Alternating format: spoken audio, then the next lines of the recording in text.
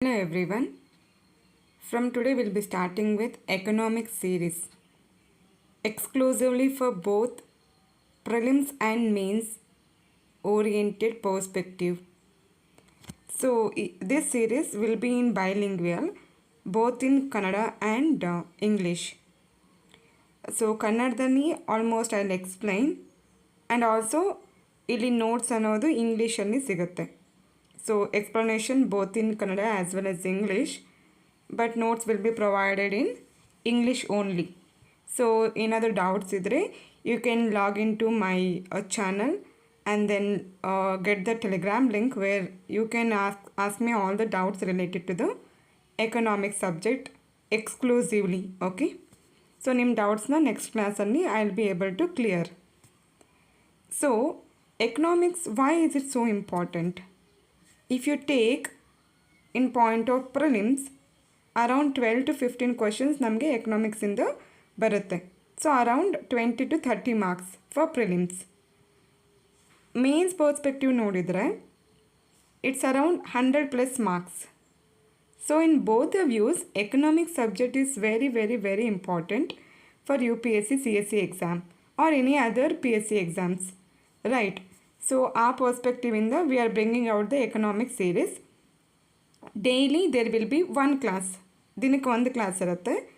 Based on our syllabus will follow. So ನಾನು entire ಸಿಲೆಬಸ್ನ different chapters ಕೆಳಗಡೆ division ಮಾಡಿದ್ದೀನಿ. So I will be taking reference from previous year questions as well as from NCERT. So ನೀವು NCERT and PYQs ಇನ್ನೂ ನೋಡಿಲ್ಲ ಅಂದರೆ no worries, because everything will be covered under this series of economics. Okay, so now we just will have a look into the chapters that have segregated. So first chapter ನಾವು economic development in India ನೋಡೋಣ.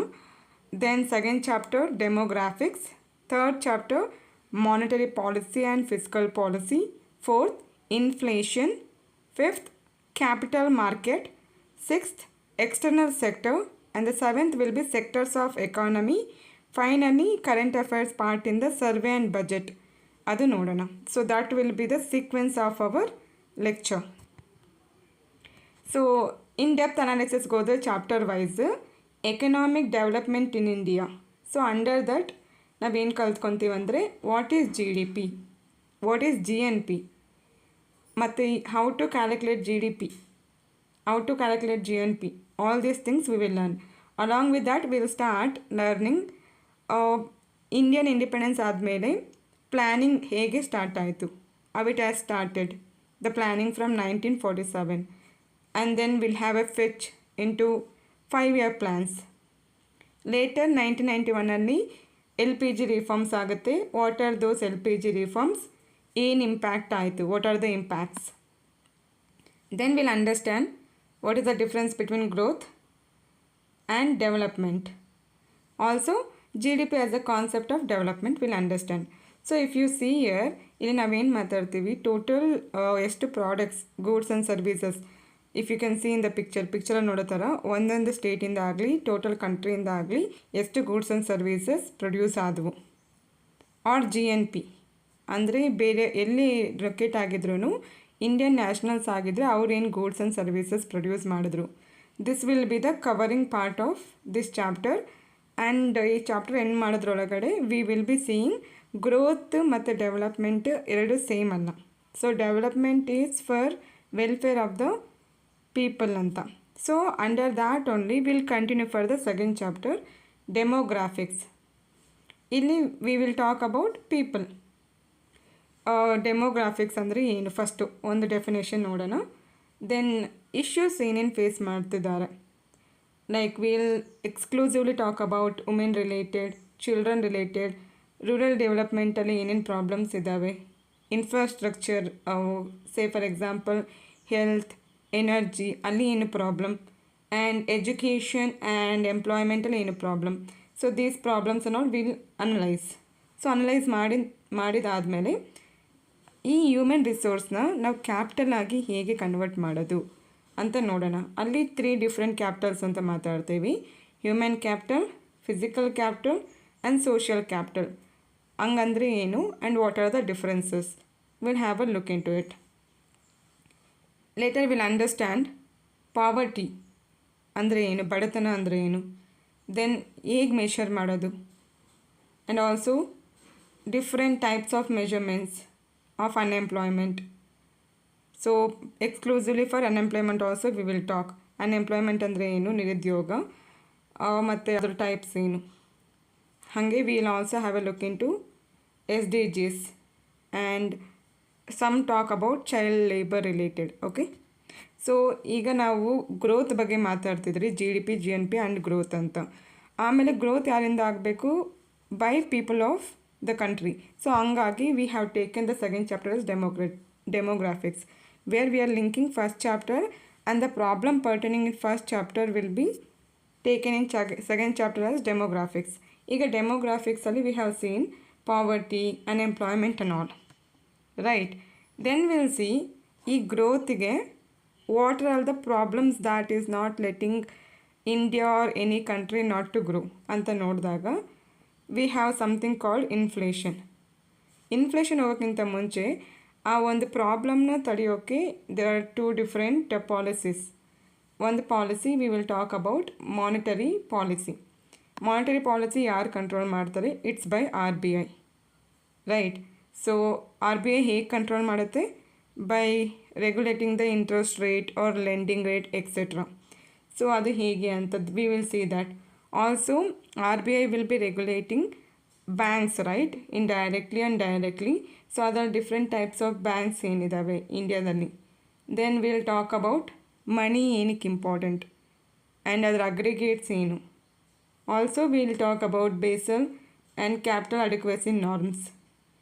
And will end with micro finance institutions and finally monetary policy committee. ಅದಕ್ಕೊಂದು committee ಇದೆ monetary policy ಮಾಡೋಕ್ಕೆ, ಆ committee ಏನು.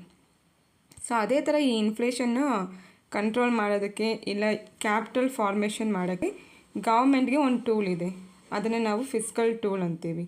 So what is Indian budget ಅಂತ ನೋಡ್ತೀವಿ. Then various forms of deficit, fiscal deficit. First of all deficit ಅಂದರೆ ಏನು, fiscal deficit ಅಂತಂದರೆ ಏನು ಅಂತ ನೋಡ್ತೀವಿ. ನೆಕ್ಸ್ಟು ಇಂಡಿಯನ್ ಟ್ಯಾಕ್ಸ್ ಸಿಸ್ಟಮ್ ಸಹ ಅಲ್ಲೇ ನೋಡಿಬಿಡ್ತೀವಿ. ಡಿಫ್ರೆಂಟ್ ಟ್ಯಾಕ್ಸ್, ಗೌರ್ಮೆಂಟ್ಗೆ ಎಕ್ಸ್ಪೆಂಡಿಚರ್ ಇರುತ್ತೆ ಆ್ಯಂಡ್ ರೆವೆನ್ಯೂ ಕೂಡ ಇರುತ್ತೆ. ರೆವೆನ್ಯೂ ಅಲ್ಲಿ 2 ಟೈಪ್ಸಲ್ಲಿ ಆಗುತ್ತೆ, ಟ್ಯಾಕ್ಸು, ನಾನ್ ಟ್ಯಾಕ್ಸ್ ಅಂತ. ಸೊ ಆ ಕೆಳಗಡೆ ಟ್ಯಾಕ್ಸ್ ಸ್ಟ್ರಕ್ಚರ್ ಏನು ಇಂಡಿಯಾದಲ್ಲಿ, ಸೊ ಇದನ್ನೆಲ್ಲ ಸಜೆಸ್ಟ್ ಮಾಡೋದು. ಮತ್ತು ಡೆವಲ್ಯೂಷನ್ ಆಫ್ ಇನ್ಕಮ್ ಅಂತ ಹೇಳ್ತಾರೆ, ಅದಕ್ಕೆ ಫೈನಾನ್ಸ್ ಕಮಿಷನ್ ಅಂತ ಒಂದು ಕಮಿಷನ್ ಇದೆ. What is it and how is it working. So finally will end up with FRBM act 2003 and FSDC ಅಂತ ಒಂದಿದೆ, ಫೈನಾನ್ಷಿಯಲ್ ಸ್ಟೆಬಿಲಿಟಿ ಡೆವಲಪ್ಮೆಂಟ್ ಕಮಿಷನ್ ಅಂತ, ಕೌನ್ಸಿಲ್ ಅಂತ. Will have a look into that also.